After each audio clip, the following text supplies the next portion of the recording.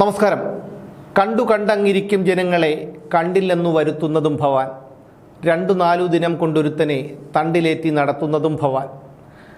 ഇത് പൂന്താനത്തിൻ്റെ ജ്ഞാനപ്പാനയിലെ വരികളാണ്. ആദ്യം ഈ ദൃശ്യങ്ങളൊന്ന് കാണുക.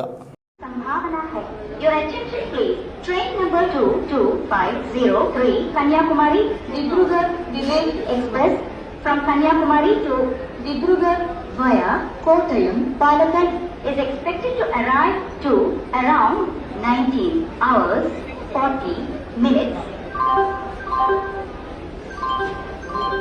യാത്രക്കാർ ദയവായി ശ്രദ്ധിക്കുക.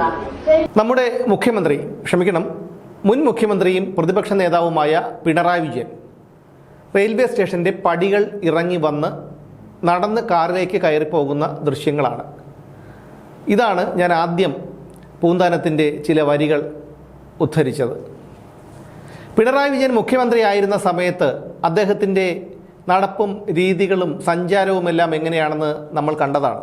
40 വാഹനങ്ങളും 400 പോലീസുകാരുടെയും നടുവിലൂടെയാണ് പിണറായി വിജയൻ അന്ന് സഞ്ചരിച്ചിരുന്നത്. എന്ന് മാത്രമല്ല, 2 നിലകളുള്ള മുഖ്യമന്ത്രിയുടെ ഔദ്യോഗിക വസതിയായ ക്ലിഫ് ഹൗസിൻ്റെ മുകളിലത്തെ നിലയിൽ നിന്ന് താഴത്തെ നിലയിലേക്ക് ഇറങ്ങാനായി 25.5 ലക്ഷം രൂപ കൊടുത്താണ് അന്ന് പിണറായി വിജയൻ ഒരു ലിഫ്റ്റ് പിടിപ്പിച്ചത്. എന്ന് മാത്രമല്ല, നവകേരള സർക്കിട്ട്, കുപ്രസിദ്ധമായ നവകേരള സർക്കിട്ട്, ഈ നവകേരള സർക്കിട്ടിൽ പിണറായി വിജയനും കൂട്ടുമന്ത്രിമാർക്കും കേരളം ഒട്ടാകെ ചുറ്റിയടിക്കാൻ പൊതുഖജനാവിൽ നിന്ന് 1,05 ലക്ഷം രൂപ മുടക്കിയാണ് ഒരു ബസ് ചേസിസ് എടുത്ത് ബോഡി ചെയ്ത് ഇറക്കിയത്.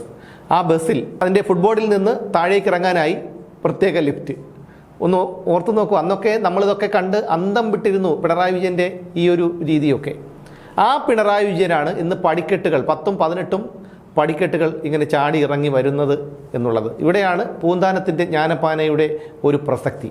അവിടെയും തീർന്നില്ല.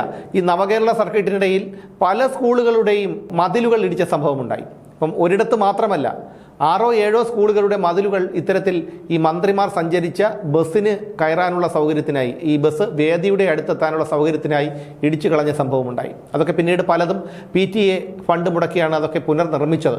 ആ പിണറായി വിജയനാണ് ഇപ്പോൾ യാതൊരു കുഴപ്പവുമില്ലാതെ പടിക്കെട്ടിറങ്ങി വരുന്നതും 100-200 മീറ്റർ നടന്ന് അടുത്തേക്ക് പോകുന്നതും ഒക്കെ. അപ്പോൾ ഇവിടെയാണ് എന്തുമാത്രം അധികാരം മനുഷ്യനെ മത്തുപിടിപ്പിക്കുന്നു. ജനങ്ങളെയൊക്കെ പട്ടികളെപ്പോലെ കണ്ട ഒരു ഭരണാധികാരിക്ക് ഇപ്പോൾ ജനങ്ങളുടെ മുന്നിൽ അപഹാസ്യനായി നടന്നു പോകേണ്ടി വരുന്ന ഒരു കാഴ്ച, അത് വല്ലാത്ത ഒരു സന്തോഷമുണ്ടാക്കുന്നതാണ്. അദ്ദേഹവും പിണറായി വിജയനും മറ്റുള്ള മന്ത്രിമാരെ പോലെ, മുഖ്യമന്ത്രിമാരെ പോലെ, മുമ്പുണ്ടായിരുന്ന മന്ത്രിമാരെ പോലെയൊക്കെ ആണ് ഭരിച്ചിരുന്നതെങ്കിൽ ഇവിടെ ആരും അദ്ദേഹത്തിനെ എതിർക്കുകയോ വെറുക്കുകയോ ചെയ്യേണ്ട യാതൊരു ആവശ്യവുമില്ലായിരുന്നു. പക്ഷേ പിണറായി വിജയനെ ആരോ തെറ്റിദ്ധരിപ്പിക്കുകയോ അല്ലെങ്കിൽ അധികാരം തലയ്ക്ക് പിടിച്ച് അദ്ദേഹത്തിൻ്റെ സമനില തെറ്റുകയോ ചെയ്തിരുന്ന ഒരവസ്ഥയാണ് കഴിഞ്ഞ 10 വർഷങ്ങൾ ഉണ്ടായത്. അതിൻ്റെ ഫലമാണ് ഇപ്പോൾ അനുഭവിക്കുന്നത്. എന്തായാലും 25.5 ലക്ഷം രൂപ മുടക്കി ക്ലിഫ് ഹൗസിൽ പിടിപ്പിച്ച ലിഫ്റ്റ് പിണറായി വിജയന് ഇളക്കിക്കൊണ്ട് പോകാൻ കഴിഞ്ഞില്ല. അതുപോലെ ആ ബസ്സിൻ്റെ അവസ്ഥയും ഇന്ന് നമുക്കറിയാം എന്താണെന്ന്. ഇത് എല്ലാ ഭരണാധികാരികൾക്കും ഒരു ഓർമ്മയായിരിക്കട്ടെ. എന്ന് മാത്രമല്ല, ഇനിയുള്ള കാലം പൊതുസമൂഹത്തിൻ്റെ മുന്നിൽ ഇത്തരം ദൃശ്യങ്ങൾ ഇനിയും പുറത്തു വരും. പിണറായി വിജയൻ ചെയ്ത പല അഴിമതികളും പുറത്തു വരും. അതുകൊണ്ട് ഇനിയുള്ള കാലം പൊതുസമൂഹത്തിന് മുന്നിൽ അപഹാസ്യനായി ജീവിക്കാനാണ് പിണറായി വിജയൻ്റെ വിധി.